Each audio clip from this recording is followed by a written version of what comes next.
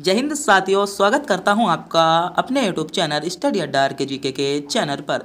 साथियों, जैसा कि आपको पता ही होगा कि हम आपके लिए हर रोज गोल्डन क्वेश्चनों के साथ एक हिंदी का प्रैक्टिस सेट लेकर आते हैं। तो आज के भी क्वेश्चन, आपके सभी क्वेश्चन गोल्डन होने वाले हैं और आप इस वीडियो के माध्यम से यह जज कर सकते हो कि आपके हिंदी का पोर्शन कितना तैयार हो चुका है और आपको कितना और पढ़ने की जरूरत है। तो वीडियो को पूरा देख लीजिएगा और आज का जो आपका टारगेट होना चाहिए वह आपका इन 37 प्रश्नों में से लगभग 30 क्वेश्चनों को करेक्ट करने का आपका टारगेट दिया जाता है। तो जिन बच्चों के भी 30 क्वेश्चन इस पूरी वीडियो में सही हो जाते हैं उनका स्कोर बहुत अच्छा हो चुका है और जिनके नहीं होते हैं तो उन्हें और ही पढ़ने की जरूरत है। तो वीडियो को पूरा जरूर देखिएगा। आपका अगला क्वेश्चन है, संस्कृत भाषा से हिंदी में बिना परिवर्तन के प्रयुक्त होने वाले शब्द क्या कहलाते हैं? ऑप्शन है तद्भव शब्द कहलाते हैं, तत्सम कहलाते हैं, देशज कहलाते हैं या विदेशज कहलाते हैं। तो कौन से तत्व कहलाते हैं? जो संस्कृत के शब्द होते हैं, जो संस्कृत भाषा में प्रयोग होते हैं और हिंदी भाषा में बिना परिवर्तन करे प्रयोग करते हैं उनको, तो हम उन्हें क्या कहते हैं? तो क्या कहते हैं उन्हें हम तत्सम शब्द कहते हैं। क्या कहते हैं? उनको हम तत्सम शब्द कहते हैं, यानी बी विकल्प आपका बिल्कुल ही सही जवाब हो जाएगा। आपका अगला क्वेश्चन है, निम्नलिखित में से तद्भव शब्द कौन सा है? ग्राम, असु, सूर्य या माथा? बताइएगा। आपको बताना होगा इनमें से तत्सम शब्द। तो पहली बात आपको यह पता होना चाहिए कि तत्सम शब्द क्या होते हैं। तो एक लाइन में अगर मैं आपको बता दूं, क्योंकि डिटेल्स में बताने के लिए तो आप हमारे पास टाइम नहीं है, क्योंकि आपको भी पता होगा लगभग 37 क्वेश्चन की वीडियो है। अगर हम एक एक क्वेश्चन के बारे में डिटेल्स में बताएंगे तो लगभग आपकी 1.5 घंटे की वीडियो बनेगी। कितनी? 1.5 घंटे या 1.5 घंटे की वीडियो बनेगी। अगर आप 37 क्वेश्चनों के मारो आप लगभग 1.5 घंटा दोगे तो और जो आपका बचा हुआ है, जो और पोर्शन बचा है, जो और लगभग आपके कितने क्वेश्चन बचे हैं? लगभग 120 क्वेश्चन मान कर चलो टाइम से, जो आपके 120 या 10 क्वेश्चन बचे हैं, तो उनके लिए आपको कितना टाइम देना होगा? तो यही तो बोल रहा हूँ, लगभग 37 मिनट जो क्वेश्चनों की वीडियो है वह हम 25 से 26 मिनट में कवर कराएंगे और बहुत कम ही समय में और कम डिटेल्स में हम बताने की कोशिश। तो तद्भव हम ऐसे शब्द को कहते हैं जो आपके ग्रामीण भाषा होती है या गंवारों की भाषा को हम तद्भव कहते हैं। तो आपने सुना होगा माथा, गाँव ज़्यादा सुना होगा ना, तो यहाँ पर भी आपका डी विकल्प, यानी ग्रामीण जो भाषा है उसको हम तद्भव कहते हैं। तो डी विकल्प आपका यहाँ पर बिल्कुल ही करेक्ट जवाब हो जाएगा। आपका अगला क्वेश्चन है, समान अर्थ बताने वाले शब्द क्या कहलाते हैं? ऑप्शन है विलोम शब्द कहलाते हैं, अनेकार्थी शब्द कहलाते हैं, पर्यायवाची शब्द कहलाते हैं या सामान्य शब्द कहलाते हैं। तो जिन शब्दों के माध्यम से हम समान अर्थ बताते हैं वे उन्हें क्या कहते हैं? तो विलोम तो आपके विपरीत अर्थ बताते हैं। अनेकार्थी मतलब अनेकार्थी यह बताते हैं कि उस शब्द के अनेक होने का अर्थ है, तो अनेकार्थी बताते हैं। पर्यायवाची यहाँ पर बिल्कुल करेक्ट जवाब हो जाएगा। समान अर्थ का जो बोध कराते हैं वह आपके पर्यायवाची शब्द कहलाते हैं। यानी जिन बच्चों ने भी विकल्प सी को चुना है या सी विकल्प की ओर जाने वाले सभी बच्चों का जवाब बिल्कुल करेक्ट जवाब हो जाएगा। आपका अगला क्वेश्चन है, अग्रज का सही विलोम क्या होगा? अनुज, लघु, छोटा या सूक्ष्म? तो बताइएगा यहाँ पर आपका सही विलोम क्या हो जाता है? तो अनुज यहाँ पर सही विलोम हो जाएगा, यानी ए विकल्प आपका बिल्कुल ही करेक्ट जवाब होगा। आपका अगला क्वेश्चन है, धन का मतलब क्या होता है? अंक, अर्थ, स्वार्थ, क्रोश? तो बताइएगा। धन का आपसे पूछा है, धन का मतलब आपसे पूछा जा रहा है। सोचिएगा, समझिएगा, विचार कीजिएगा क्वेश्चन पर और कमेंट बॉक्स में बताइएगा, क्योंकि प्रत्येक क्वेश्चन का जवाब आपको ही बताना है। एग्जाम आपको ही करके आना है, मेरे को तो करके आना नहीं है। तो क्वेश्चन का जवाब आप ही बताइएगा। ध्यान से क्वेश्चनों को पढ़िएगा, सोचिएगा, समझिएगा ध्यानपूर्वक। पूरा मन आपका वीडियो में होना चाहिए, जब ही आपका एग्जाम क्लियर होगा। तो पूरे ध्यान से, शिद्दत से पढ़िएगा। लगभग 7 से 8 दिन आपके पास बचे हैं। तो आपसे पूछा है धन का मतलब क्या होता है? तो धन का मतलब आपका क्रॉस होता है, यानी डी विकल्प यहाँ पर आपका बिल्कुल ही सही जवाब हो जाएगा। आपका अगला क्वेश्चन है, अपने जीवन पर स्वयं लिखी कथा वाक्यांश के लिए एक शब्द होगा। आपसे क्वेश्चन में पूछा है, जो अपने जीवन पर स्वयं कथा लिखते हैं उसे हम एक शब्द में किस नाम से जानते हैं? रचा चित्र के, स्मरण के, आत्मग्लानि के या आत्मकथा के? तो किस नाम से जानते हैं? तो आत्मकथा यहाँ पर अपना करेक्ट जवाब हो जाता है। क्या? डी विकल्प आत्मकथा यहाँ पर आपका बिल्कुल ही सही जवाब होगा। आपका अगला क्वेश्चन है, अन्न और अन्य शब्द युग्म के सही अर्थ भेद वाले चयन कीजिए। ऑप्शन है अनाज दूसरा, अनाज फल, पेड़ पौधे या दूसरा पराया। तो बताइएगा। पहले तो बात तो यहाँ पर आप विचार कीजिएगा इन दोनों शब्दों पर। तो यहाँ पर आपको जो दूसरा शब्द दिया है वह गया है अन्य। तो अन्य का मतलब क्या होता है, और दूसरा मतलब क्या होता है अन्य। तो पहली बात तो यहाँ पर आपको दूसरा जो लास्ट विकल्प में दिख रहा है, जो दूसरे पद में दिख रहा है, वह एक ही विकल्प में दिख रहा है। तो यहाँ से ऐसे जज भी कर सकते हो, यहाँ पर ए विकल्प आपका करेक्ट जवाब हो जाएगा। अगर आपको इनमें से एक शब्द के अर्थ का पता है तो आप इसी तरीके से इनमिलेट करके इन क्वेश्चनों को पता कर सकते हो। तो ए विकल्प आपका यहाँ पर करेक्ट जवाब होगा। आपसे अगला क्वेश्चन पूछा है निर्गुण शब्द में उपसर्ग है नी, निर या निर्गु। तो बताइएगा, सोचिएगा, समझिएगा, क्वेश्चन पर विचार कीजिएगा और बताइएगा। क्वेश्चन पूछा जा रहा है निर्गुण शब्द में आपका उपसर्ग कौन सा होगा। निर्गुण शब्द में आपका कौन सा उपसर्ग होगा। तो नी यहाँ पर आपका उपसर्ग हो जाता है, यानी जो बच्चे विकल्प ए की ओर जा रहे थे वे बिल्कुल ही सही जा रहे थे। आपका अगला क्वेश्चन है खिलौना। खिलौना शब्द में मूल शब्द है खिल, खेल, ओना या ना। क्वेश्चन में पूछा गया है, ध्यान से पढ़िए। खिलौना में मूल शब्द है, तो खिलौना में आपका मूल शब्द हो जाएगा कौन सा होगा। अधिकतर बच्चों ने यहाँ पर ए को चुना होगा। खिल आपका कोई शब्द नहीं होता, तो मूल शब्द क्या होगा, खेल आपका यहाँ पर शब्द हो जाएगा। तो यहाँ पर क्या हो जाएगा, बी विकल्प आपका बिल्कुल ही सही जवाब होगा। आपका अगला क्वेश्चन है स्वर संधि में किसका मेल होता है। ऑप्शन है स्वरों का, व्यंजनों का, शब्दों का या मात्राओं का। तो बताइएगा, स्वर संधि में जो आपकी स्वर संधि होती हैं, संधि कितनी होती हैं, जो मूलतः संधि होती हैं वह आपकी होती हैं 3, और सामान्यतः कितनी होती हैं, सामान्यतः होती हैं आपकी 5। तो आपकी उन 5 में से ही एक संधि पूछी गई है, कौन सी, स्वर संधि। कौन सी पूछी गई है, स्वर संधि। तो स्वर संधि जो होती हैं उसके आपके उसमें आपका किसका मेल होता है, तो किसका मेल होता है, स्वर संधि में स्वरों का मेल होता है, यानी ए विकल्प जिन बच्चों ने भी चुना था वह बिल्कुल सही चुना था। आपका अगला क्वेश्चन है उन्होंने कहाँ जाना है। आपसे इसमें किस प्रकार की अशुद्धि है। ऑप्शन है सार्वनामिक संबंधी, संज्ञा संबंधी, क्रिया संबंधी या विशेषण संबंधी। उन्होंने कहा जाना है, उन्होंने कहा जाना है, इसमें आपको अशुद्धि बतानी है किस प्रकार की आपकी हो जाएगी। तो किस प्रकार की हो जाती है, तो आपसे यहाँ पर आता उन्होंने कहा, तो यहाँ पर कौन सी हो जाएगी, सर्वनाम आपकी संबंधी अशुद्धि हो जाएगी, यानी ए विकल्प आपका करेक्ट जवाब होगा। यहाँ पर आता उन्होंने, तो या उन्हें कहाँ जाना है, क्या आता यहाँ पर, उन्हें कहाँ जाना है, या उन्होंने नहीं आता, यहाँ पर आता उन्हें कहाँ जाना है। जब आपका वाक्य शुद्ध हो जाता है तो यहाँ पर आपकी क्या है, सार्वनामिक अशुद्धि थी। आपका अगला क्वेश्चन है सामासिक पद को तोड़ना कहलाता है संधि, समास, समास विग्रह या समास विच्छेद। तो बताइएगा, जब हम कोई समासिक पद है उसको हम तोड़ेंगे तो वह क्या कहलाएगा, समास विग्रह नहीं होता, क्या होता है, संधि विच्छेद होता है। जो आपका यहाँ पर है समास विच्छेद, तो समास विच्छेद नहीं होता, संधि विच्छेद होता है। तो यहाँ पर क्या होगा आपका समास विग्रह, यानी सी विकल्प आपका बिल्कुल ही सही जवाब होगा। आपका अगला क्वेश्चन है कर्म वाच्य में प्रधान होता है कर्ता, भाव, विचार या कर्म। तो बताइएगा, कर्म वाच्य में जो आपके कर्म वाच्य होते हैं उनमें प्रधान कौन होता है। तो कर्म वाच्य में आपका प्रधान जो होता है वह आपका कर्म होता है। क्या होता है, कर्म वाच्य में आपका प्रधान कर्म होता है। कर्ता वाच्य में आपका प्रधान क्या होता है, कर्ता वाच्य में आपका प्रधान कर्ता होता है। कर्म वाच्य में कर्म होता है। और जो आपका भाव वाच्य होता है उसमें आपके भाव होते हैं। तो वाच्य इतने ही आपके होते हैं।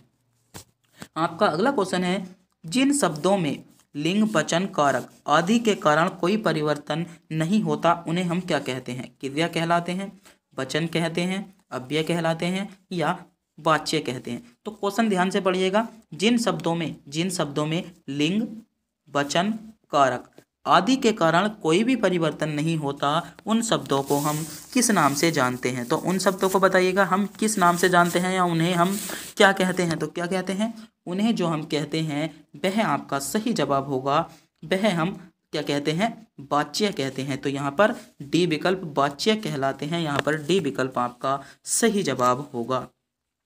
आपका अगला क्वेश्चन है, आपको क्वेश्चन दिया है, क्वेश्चन का इसका मैं नाम नहीं बताऊंगा कि यह चिन्ह आपको बताना है। इस विराम चिन्ह का नाम है पूर्ण विराम, प्रश्नवाचक, अल्प विराम या योजक चिन्ह। तो बताइएगा, जो आपको आपके सामने चिन्ह शो हो रहा है इसे हम किस नाम से जानते हैं, बताइएगा। तो किस नाम से जानते हैं, पियर्सन वाचक के नाम से जानते हैं। किसके नाम से जानते हैं? पियर्सन वाचक, यानी बी विकल्प आपका करेक्ट जवाब होगा। आपका अगला क्वेश्चन है, मुहावरे अपना सामान्य अर्थ न देकर अर्थ प्रकट करते हैं। विशेषण, विपरीत, पर्याप्त या असमान। बताइएगा, जो आपके मुहावरे होते हैं वे अपना सामान्य अर्थ न देकर किस प्रकार का अर्थ प्रकट करते हैं। तो बताइएगा किस प्रकार का अर्थ प्रकट करते हैं। तो किस प्रकार का अर्थ प्रकट करते हैं? एक विशेष अर्थ प्रकट करते हैं। कैसा? एक विशेष अर्थ प्रकट करते हैं, यानी ए विकल्प जिन बच्चों ने भी चुना है वह बिल्कुल सही चुना है। तो अगर आप भी यहाँ तक वीडियो देख रहे हो तो मैं मानता हूँ कि आपकी जो उत्तर प्रदेश पुलिस की तैयारी कर रहे हो वो बहुत ज़बरदस्त कर रहे हो, क्योंकि जो आपके उत्तर प्रदेश पुलिस की तैयारी नहीं कर रहे ना, वे आपके लगभग 4 से 5 मिनट वीडियो देखेंगे और चले जाएंगे। भाई 4 से 5 मिनट जो शुरू के क्वेश्चन हैं वे आपको नहीं मिले। अगर इस वीडियो के अंतिम जो क्वेश्चन हैं, लगभग अंतिम जो आपके मान ली 10 से 15 क्वेश्चन है, उनमें से 2-4 क्वेश्चन आपको मिल गए तो आपकी वीडियो देखी हुई लगभग जो आपने अब लो 12 या 13 मिनट तक वीडियो देखी है वह तो आप तो की खराब ही गई ना। तो यही तो बोल रहा हूँ मैं, वीडियो को पूरा जरूर देखे करें। जो भी वीडियो पर आप देखा करो, जिस वीडियो को आप क्लिक किया करो, उस वीडियो को मेरे कहने से पूरी जरूर देखा करो। उस वीडियो को पूरा देखोगे, क्या पता आपके जो लास्ट के क्वेश्चन है वे आपको मिल जाए, तो आपकी जो टाइम गया अब तक का वो तो वेस्ट ही गया ना। आपका अगला क्वेश्चन है, एक पथ दो कागज। एक पथ दो काज लोकोक्ति का अर्थ है एक काज होना, लाभ ही लाभ होना, एक काज में 4 लाभ होना, या एक ही काम से 2 लाभ होना। बताइएगा, एक पंथ दो काज में आप जो लोकोक्ति है उसका आपका सही जवाब क्या होगा। तो सही जवाब क्या हो जाता है? तो एक ही काम से 2 लाभ होना। क्या? एक ही काम से 2 लाभ होना, यानी जो बच्चे विकल्प डी की ओर जा रहे थे वे बिल्कुल ही सही जा रहे थे। आपका अगला क्वेश्चन है, हास्य रस का स्थायी भाव है हास, रति, रौद्र या विभत्स। तो बताइएगा, हास्य रस का स्थायी भाव क्या हो जाता है आपका? तो हास्य रस का आपका स्थायी भाव जो हो जाएगा हास हो जाएगा, यानी विकल्प ए आपका बिल्कुल ही करेक्ट जवाब होगा। आपका अगला क्वेश्चन है, कुंडलिया छंद में कितने चरण होते हैं? 10 चरण होते हैं, 3 चरण, 6 चरण या 4 चरण। बताइएगा, इंपॉर्टेंट क्वेश्चन है। अगर आप उत्तर प्रदेश पुलिस की तैयारी कर रहे हो तो यह क्वेश्चन आपको देखने को मिलेगा, क्योंकि यह क्वेश्चन एक बार आपके जो उत्तर प्रदेश पुलिस का एग्जाम है उसमें पूछा गया है। बताइएगा, कुंडलिया छंद कितने चरणों में होता है? तो कुंडलिया छंद कितने चरणों में होता है? तो आपका 6 चरणों में होता है। कितने चरणों में होता है? 6 चरण, यानी जो आपका 6 चरण विकल्प बी है आपका सही जवाब होगा। आपका अगला क्वेश्चन है, वर्णों की एक से अधिक बार आवृत्ति की अलंकार में होती है। जो आपकी वर्णों की एक से अधिक बार जो आपकी आवृत्ति होती है वह आपकी किस अलंकार में होती है? उपमा अलंकार में, रूपक अलंकार में, अनुप्रास अलंकार में या श्लेष अलंकार में। तो आपसे सीधी भाषा में अगर आपको बताऊं, आपसे क्वेश्चन में पूछा है ऐसा कौन सा अलंकार आपका है जिसमें जो बण आते हैं वे बार बार रिपीट होते हैं या बण आपके बार बार ही आते रहते हैं, तो उस जो वह जो अलंकार होता है हम उसे किसके नाम से जानते हैं? तो किसके नाम से जानते हैं? तो अनुप्रास अलंकार। यहाँ पर सी विकल्प आपका बिल्कुल करेक्ट जवाब होगा। क्या? अनुप्रास अलंकार आपका सी विकल्प आपका सही जवाब हो जाता है। आपका अगला क्वेश्चन है, शब्द की सबसे छोटी इकाई क्या कहलाती है? स्वर कहलाती है, वर्ण कहलाती है, व्यंजन कहलाती है या अयोग्य वाहक कहलाती है। बताइएगा, शब्द की जो आपकी सबसे छोटी इकाई होती है उसे हम क्या कहते हैं, या अन्य वह आपकी क्या कहलाती है? तो शब्द की सबसे छोटी इकाई क्या कहलाती है? स्वर कहलाती है, यानी ए विकल्प जिन बच्चों ने भी चुना है वह बिल्कुल सही चुना है। एक बार मैं फिर से बता दूं, अगर आपने अभी तक चैनल को सब्सक्राइब नहीं किया है, चैनल को सब्सक्राइब कर लीजिएगा, क्योंकि हम आपके लिए सेलेक्टेड क्वेश्चन ढूंढ के लाते हैं जो आपको एग्जाम के लिए बहुत ही इंपॉर्टेंट होते हैं। आपसे अगला क्वेश्चन है, तपस्वी का स्त्रीलिंग होता है। तो 4 विकल्प आपके सामने शो हो चुके हैं, आपको बताना होगा तपस्वी का जो आपका स्त्रीलिंग होता है वह आपका क्या होता है। तो क्या होता है? तपस्विनी, यानी ए विकल्प की ओर जाने वाले बच्चों का जवाब बिल्कुल सही जवाब हो जाएगा। तो जो बच्चे विकल्प ए की ओर जा रहे थे वे बिल्कुल सही जा रहे थे। आपका अगला क्वेश्चन है, आचार्य का पुल्लिंग शब्द है गुरु, आचार्य, शिक्षक या आर्य। तो बताइएगा, आचार्य का आपसे पुल्लिंग शब्द पूछा है तो क्या हो जाएगा? आचार्य का पुल्लिंग शब्द होता है, यानी बी विकल्प आपका बिल्कुल ही करेक्ट जवाब हो जाएगा। आपका अगला क्वेश्चन है, पुस्तक रखी है, वाक्य में वचन है एक वचन, बहुवचन, द्विवचन, त्रिवचन। तो बताइएगा पुस्तक रखी है, क्या रखी है? पुस्तक ही तो रखी है। किसकी बात हुई है? एक वचन की बात हुई है। तो यहाँ पर क्या, अगर आपकी होती है पुस्तकें, पुस्तकें रखी हैं तो क्या होता? बहुवचन होता। बात तो आपसे हुई है पुस्तक रखी है, सीधे तौर पर आपसे किसी ने कह दी कि भाई इस बेंच पर पुस्तक रखी है, उसको उठाना, उस बेंच पर पुस्तक रखी है, उसको उठाना। तो अगर वो कहता उस बेंच पर पुस्तकें रखी हैं, उसको उनको उठाना, तो वे बहुत सारी पुस्तकों की बात कर रहा था, तो वहां पर आपका आता बहुवचन। मगर यहाँ पर क्या है, यहाँ क्या हो जाएगा आपका? एक वचन हो जाता है, यानी ए विकल्प बिल्कुल करेक्ट जवाब होगा। आपका अगला क्वेश्चन है, शिक्षक ने पाठ पढ़ाया, किस कारक का प्रयोग हुआ है? बताइएगा, करण कारक का, कर्ता कारक का, कर्म कारक का या अपादान कारक का? तो बताइएगा शिक्षक ने पाठ पढ़ाया, शिक्षक ने पाठ पढ़ाया, इसमें आपका कौन सा कारक हो जाएगा? तो कौन सा कारक हो जाएगा? तो क्या हो जाता है? कर्ता कारक यहाँ पर आपका सही जवाब हो जाएगा। पाठ किसने पढ़ाया, प्रभाव किस पर पड़ रहा है? कर्ता पर पड़ रहा है ना, तो कौन सा कारक होगा? कौन सा कारक होगा? कर्ता कारक होगा। अगर बात करते हैं हम, बात प्रभाव पड़ता है कर्म पर, तो वहां क्या होता है आपका? कर्म कारक होता है। आपका अगला क्वेश्चन है, पुरुषवाचक सर्वनाम के भेद होते हैं। ऑप्शन है 3 भेद होते हैं, 2 भेद होते हैं, 4 भेद होते हैं, 7 भेद होते हैं। तो बात करते हैं हम सर्वनाम की। तो सर्वनाम के आपके कितने भेद होते हैं? सर्वनाम के आपके 6 भेद होते हैं। कितने भेद होते हैं? पहला तो हो जाएगा आपका पुरुषवाचक सर्वनाम, कौन सा हो जाएगा? पुरुषवाचक। दूसरा हो जाएगा आपका निजवाचक, तीसरा हो जाएगा निश्चितवाचक, चौथा हो जाएगा अनिश्चितवाचक, पांचवा हो जाएगा संबंधवाचक और छठा हो जाएगा आपका प्रश्नवाचक। और जो आपका पुरुषवाचक होता है उसके आपके कितने भेद होते हैं? 3, उत्तम पुरुष, मध्यम पुरुष और क्या हो जाएगा आपका? पश्च पुरुष। यानी पूछा था पुरुषवाचक सर्वनाम के कितने भेद होते हैं? तो आपके 3 भेद होते हैं। और यहाँ से एक बहुत इंपॉर्टेंट क्वेश्चन निकल कर आता है कि हिंदी में, जो आपकी हिंदी भाषा है उसमें आपकी सर्वनामों की संख्या कितनी है? तो हिंदी में जो सर्वनाम है वह कितने हैं आपके? हिंदी में आपके सर्वनामों की जो संख्या है वह है आपकी 11। और सर्वनाम के भेद कितने हैं? तो सर्वनाम के आपके 6 भेद होते हैं। तो 11 वाला क्वेश्चन आपके लिए इंपॉर्टेंट था, आपको इसका पता होना चाहिए था। आपका अगला क्वेश्चन है, पैराग्राफ है, थोड़ा सा जो इसका फाउंड है वह हमने छोटा किया है, क्योंकि जो पूरा पैराग्राफ है आपका एक ही उसमें आ जाए, एक ही पेज में आ जाए। तो क्वेश्चन संख्या इसमें दी है, प्रश्न नंबर 1 से 5 तक उत्तर दीजिएगा, जो आपके गद्यांश पर आधारित हैं। तो गद्यांश को ध्यान से पढ़िएगा, क्योंकि आपको जो गद्यांश होता है एक ही बार में पढ़ना होता है। अगर आप गद्यांश को बार बार पढ़ोगे तो आपको जो है टाइम ज़्यादा लगेगा। तो गद्यांश को एक ही बार पढ़िएगा। मैं पढ़कर बताता हूँ। मोबाइल फ़ोन के एक नहीं अनेक लाभ हैं। ध्यान से पढ़िएगा, ध्यान से पूरा शिद्दत से देखिएगा, क्योंकि एक बार में ही हम इस पूरे पैराग्राफ को कवर करेंगे। क्वेश्चन है सॉरी, आपका पैसेज है, मोबाइल फ़ोन के एक नहीं अनेक लाभ होते हैं। मोबाइल फ़ोन के प्रयोग से निजी जिंदगी के साथ साथ व्यापार के क्षेत्र में भी व्यापक वृद्धि हुई है। आप अपने मोबाइल फ़ोन के माध्यम से कहीं भी रहकर अपने कार्य को पूरा कर सकते हो।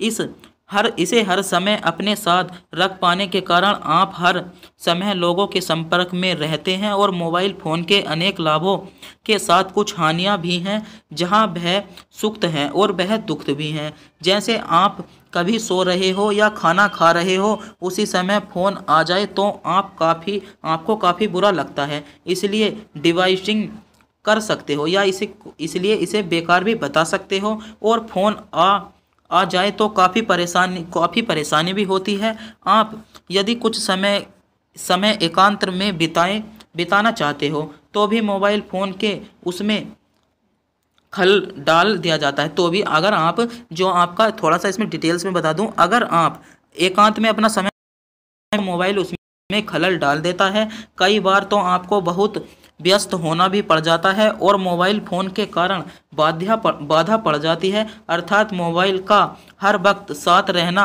जहां लाभकारी है, वहीं परेशानदायक का कारण भी बन सकता है। लेकिन हर सिक्के के 2 पहलू होते हैं। अगर हमें मोबाइल फ़ोन से लाभ उठाना है तो मोबाइल से कुछ परेशानी भी उठानी होगी। वैसे ही मोबाइल फ़ोन के प्रयोग हमें लाभ ही अधिक है, उसका लाभ हानि नहीं है। बस हमें सबका प्रयोग कुछ सावधानी आवश्यकता बरतनी होगी। मगर हमको जो आपका मोबाइल फ़ोन है उसकी कुछ लाभ, जो आपकी सावधानियाँ हैं उनको बरतनी होगी। तो आपने पैसेज तो पढ़ लिया है, पूरा पैसेज आपके माइंड में आ चुका है कि पैसेज में आपसे क्या कहा गया है। तो इसी पैसेज के आधार पर हम 5 क्वेश्चन आपके कवर करने वाले हैं। तो एक ही बार हम पैसेज को पढ़ाएंगे, पूरा पैसेज आपको ध्यान में रखना होगा।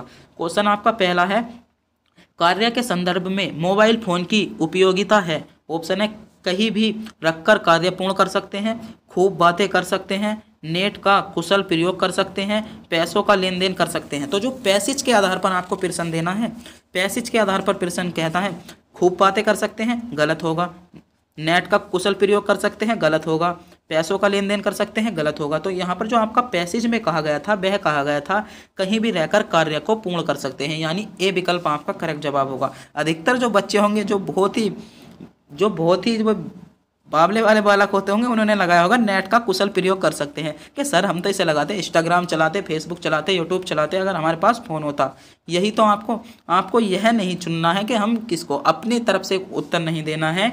आपको जो उत्तर चुनना है वह आपको पैसेज के हिसाब से चुनना होगा। क्या? पैसेज के हिसाब से ही आपको चुनना होगा। आपका अगला क्वेश्चन है, मोबाइल फ़ोन जहाँ सुखद हैं, मतलब जहाँ मोबाइल फ़ोन रकम हर सुखी हैं, तो वहाँ क्या है? वहाँ हम दुखद भी हैं, यानी सी विकल्प आपका बिल्कुल सही जवाब होगा।